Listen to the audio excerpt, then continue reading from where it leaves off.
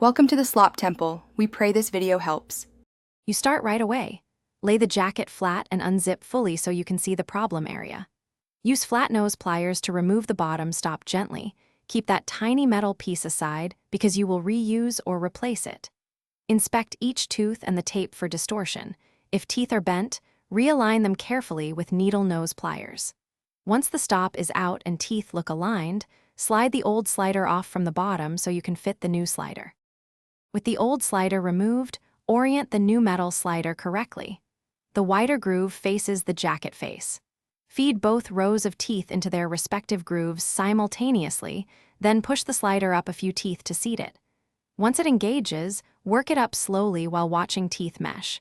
If a tooth skips, back the slider off and realign that tooth with pliers. Make small adjustments to slider width with flat nose pliers to get smooth engagement. Once the slider moves smoothly up and down, reinstall the bottom stop. Either crimp the original metal stop back on using pliers or create a stitched fabric stop 2 to 3 stitches wide to prevent the slider from coming off. Then lubricate the teeth and slider lightly with bar soap or graphite so it glides without catching.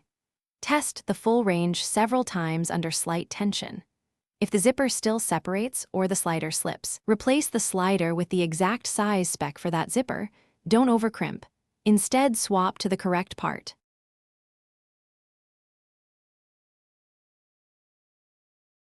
Thanks for watching. Consider subscribing if we helped you.